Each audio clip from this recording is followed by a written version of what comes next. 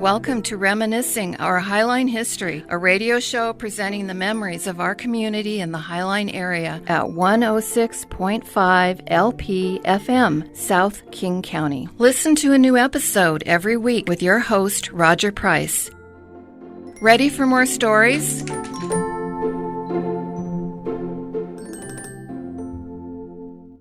Good afternoon. Hi, I'm Roger Price. I'm a volunteer at the Highline Heritage Museum.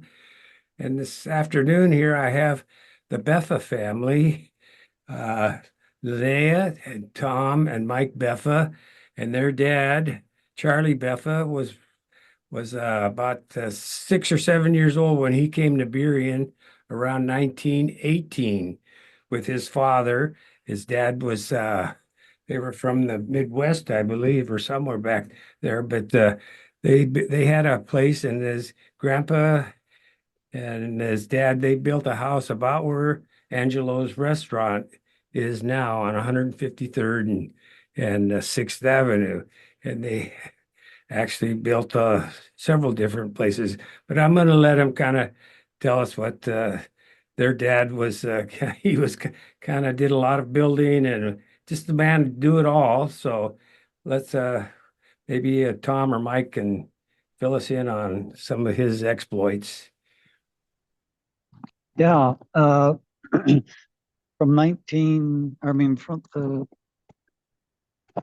he built a cabin house and pulled the logs from down to 5 corners.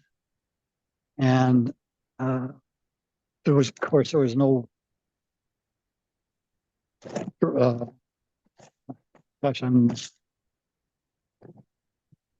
he Lumber yard or sawmill or something. Well, he cut the trees down, pulled them up out of the valley, and put them on the sidewalk. On the side of the board, side of the road. The road, and then brought them up here and built a little cabin. That was Daddy. That was Charles Beffa Jr. And he built that little cabin right next door to his parents' home. Correct. Dad owned the land and gave him. Daddy couldn't afford to buy his own property, so Grandpa gave Daddy a piece of land right next door to their house where he built his little log cabin. And he built that just after high school. Yes. And then he lived in it for several years. I'm not sure how long. And then later, he built the house next to it and became our home when we came around. So it was right next door. The cabin was there for, it was in there in the 40s for sure. A long time, yeah. Because we remember it. We remembered the cabin. We saw the cabin. But... Oh, okay, that's pretty interesting. Yes, I believe. So that was in the 20s, probably. Well, no, it wasn't in the 20s. It had to be in the 40s. He went out of high school in 31. Okay. And I think that's about time he built the cabin. And then people lived in it for as long as I know until they took it down. Oh, okay. And I know he mentioned in his oral history that Linnea was the firstborn. That's right. And then I suppose it was Mike, and then Tom, and what was Helena. Okay. Yes. And you lived there, and then you moved. What year did you move out there towards 164th and 1st Avenue? It was about 50. I was in high school. And I graduated in 1957, so it was about 55, maybe. Is that right, Tom? Yeah. Yeah, that's right. That's about right. And 'Cause, he I was built in that. I was in the Sylvester for Mhm. probably Okay. 2 years, and then so that would be about right. Yeah, okay. Uh-huh. Yeah, and I remember Sylvester was built about 1953, 54. So yeah, that would be the timeline. It's right Yeah. there. And he built that house too, Charlie. Yes, from the Yeah. ground up, he built it. He it was he did everything but the electrical and the plumbing Wow. Yeah, on it. that's kind of that loop that goes in about 162nd and comes out. It's 164th or somewhere in. No, it's the other way around. It Oh, it comes in is. at 164th, loops around and comes out at 166.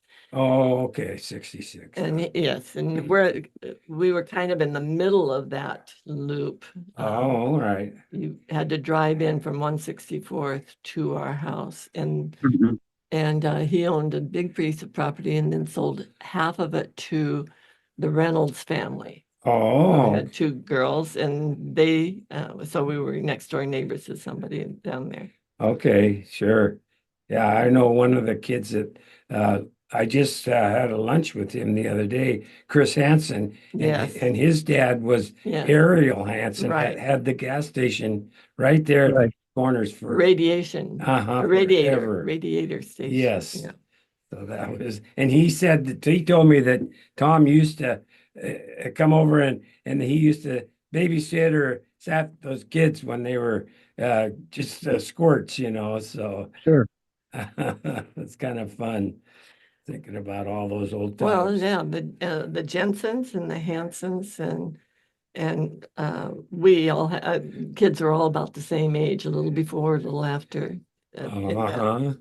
all neighbors. Mhm. And then you were close to the Miller Creek drainage, so you Yep. was getting in a little trouble going down there, I suppose. We got in trouble doing that when we still lived in Burien. Oh, Mother, mother would shoo us out the front door, put the little hook over the screen door and say, come back to be here for dinner. oh, Give us a sandwich, and the boys and I would go down Miller Creek. We would go down to the Sound. Uh, Swim in the and it was in the okay. It was water. sure. Way before the Mm, sewer district had their big, yeah, exactly.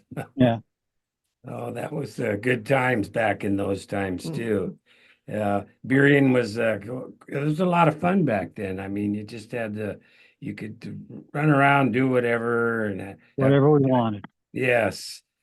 We took And we did. advantage of that because Colleen Galligan across the street and Linda Lee up on 152nd and I were all the same age, approximately the same age.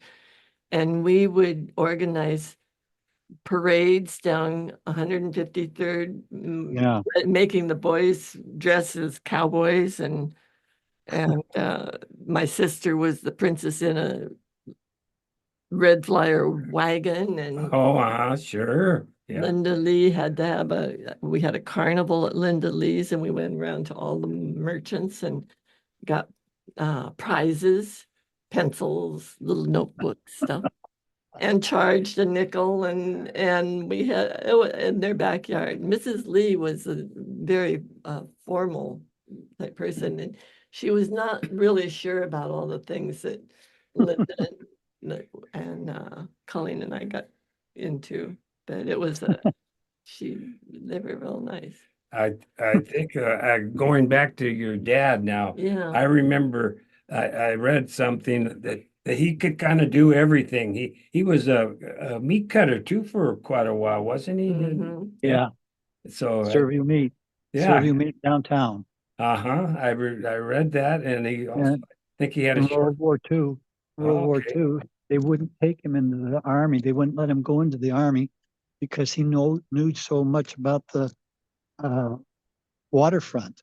And Oh, he he uh, he said that he really missed something not going into the army. oh, I'm sure. But Yeah, I'm glad he didn't because Sure. you know He, Well, that and he's that, still around for us. Yeah, Yeah. of course. Sure. And I thought another part of that story was that when back in when the feed store was being built, he was actually Yep. helping put the boards in there too and nailing them to help put that feed store together. Yep. Where Hayes feed is right now, but it was Kirk's feed for many, many years. So He always worked. If he ran out of a job, he'd find another one right away. Yeah. And that was, during the Depression, he was taking his friends who didn't have work. He'd take them all out for dinner for, spend Yeah. 25 Yeah. cents for a yeah, meal for each one of them. sure, 25 cents But was a lot back then. yeah, he always had a job. Always had a job. He worked for Serve You Meat uh, downtown, Mhm. and during the war, he uh, would work on the waterfront and uh, get the food going to the guys that were in the war. Oh, uh-huh. Yeah, While he was worked there, he also upstairs from then was uh, a, a, a business that made instruments for the war. And so he was offered a job to make these handles for something in the Mayberry. And he tells us about he just worked all day trying to figure out how much he was going to charge. And he told him he found that he went back the next morning and said, "Okay, I'm gonna tell him $1. I can do him for $1." And they got right to that. He said he doesn't know why, but he said $2, and they said fine.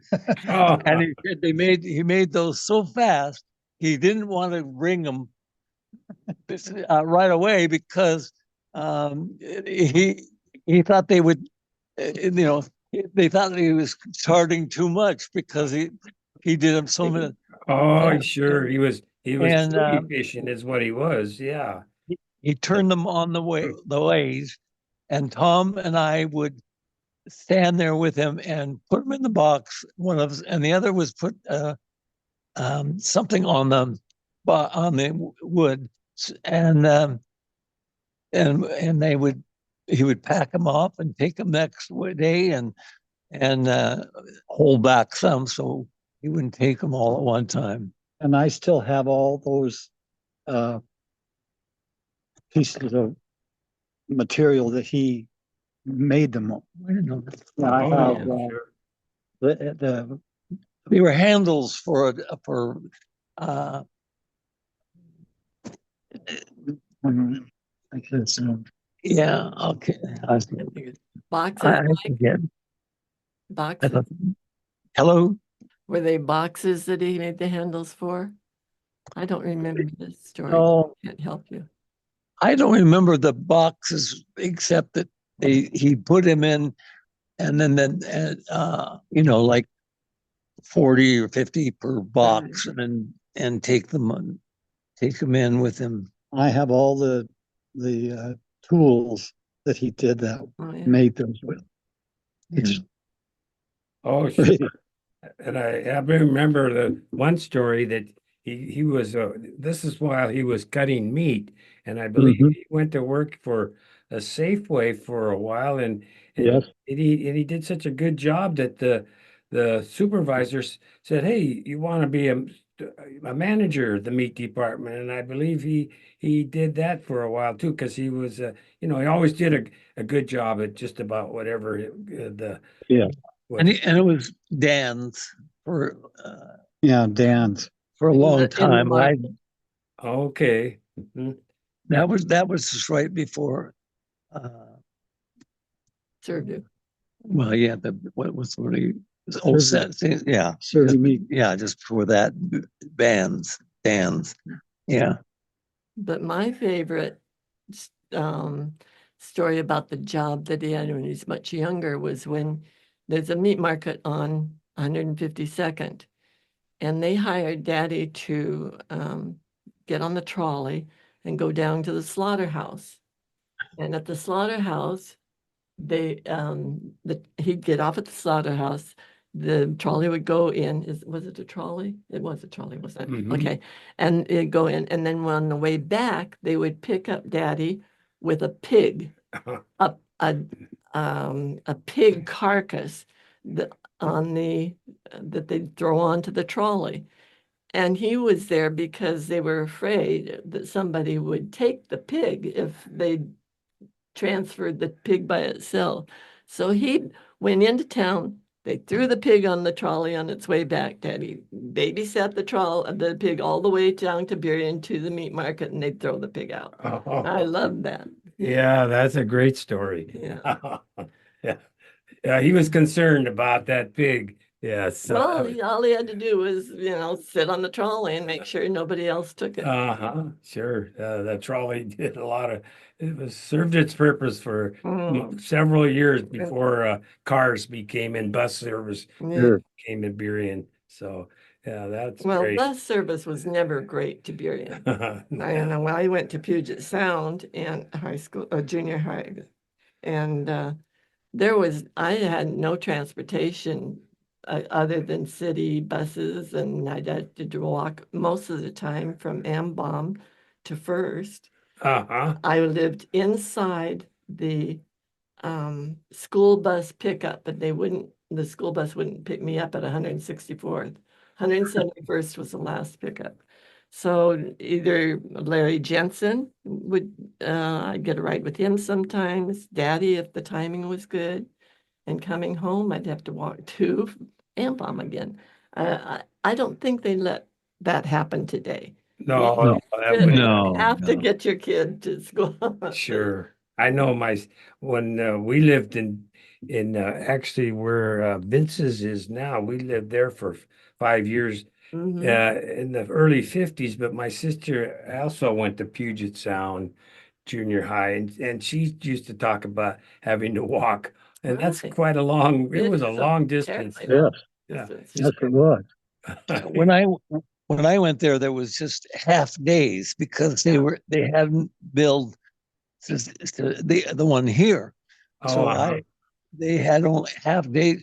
Some of the kids went in the morning, some kids went in the afternoon. Right. I went in the afternoon, and I mostly had to walk from Billion to. But Yeah. that was just my first year of junior high, and just before Sylvester. Sylvester. Yeah, sure. Yeah. Yeah. Well, that was well, kids did a lot of walking back then, though. I Yeah. mean, and look, it was good for you. It was good for you, but there were no sidewalks, No. very short shoulders, 45 miles an hour on First Avenue. It was not a safe environment to throw your No. kids out into. And we were on shifts too. My class was always the one that it was either seventh and ninth went together, and seventh and eighth, seven, eight, nine. Seventh and ninth were together, and then whatever class was in by themselves is the one when I was. All of my friends were on the same shift. Oh, okay. And we were not with another year class. Yeah, then that was before, I think high school was open, but Mount Rainier and Tyee and Glacier hadn't even opened yet. So Highline You was went to Mount Rainier, where did you go to, Tom? Me? Sylvester? You went to Sylvester. Sylvester, and then where did high school? Highline. Yeah. Okay. Yeah. So you guys were all close to high school, but when Lou's was built, that became kind of a hangout for so many of the kids and stuff. That was right on 152nd and First sure. Avenue. right where Taco Bell is now, but Yeah. that was the hangout, wasn't it, back then? Yep. Mhm. You get the 19 or 15 cent burger, and so that was a lot of fun back in It the. was. And then over the years, Tom, you uh, you also were involved in the shaft in Burien, Yes. where Dad and Lad Oh, was, yeah. and Yep. that was a going concern for quite a few. It was right next door to Perry West, in between Right. Perry West and Clark Cleaners, and It's a boy, bakery too, wasn't there? the bakery. Yeah, it was just down Dutz's Bakery, I believe it was. Mm-hmm. But yeah, so there was a pool table in there, and it was just the beginning of the like Pong and Pac-Man and Miss Pac-Man. So it did quite a bit of business at that time. So Yep. you were involved in that, and then you also got into you were going to school, I believe, and become a dentist, and you were a dentist for many, many years. My dentist Many years. for a long time. Yep. So that was a lot of fun times. A lot of fun. Yeah. Good times. And Linnea, I think you also worked for Tom at I the. did for way too long. Oh. Come on. No, it was great. It was really great to be with working with Tom. We had a special Had a- relationship. Yeah. It We was had a good group up there. mhm. Now my son is there. My son is taken over. Yeah, and he's Still doing there. well too. Yeah. Yes, he is. I still see him, so yeah, it's might as well keep it in the family. There's certainly Oh, nothing sure. wrong with that. Yeah, I just I just heard the other day that Georgette Valley passed away, Oh, and she was Mhm. 99. And wow. her husband, Ott Valley, I believe, was maybe one of the first dentists in Burien. So Yeah. that's a long. Yeah. I know I used to see Dr. Hulse when I was and then maybe you guys too did. I don't know. I don't remember who we went. We went to Barney Oh, yeah. Clark, Barney. Mm-hmm. Oh, okay. who was the first, heart recipient of a. Remember that Yeah. he received an artificial Oh, heart. Barney Clark. But yes, Barney Uh-huh. Clark. Lived in Des Moines. Hmm. Mm-hmm. Yes, I think. But I was his patient anyway. Oh, you were. Mhm. Uh-huh. Yeah, he was the first his artificial heart Right, recipient, wasn't he? right, yes. Yeah, that was a story in itself right there. For Mm-hmm. so yeah.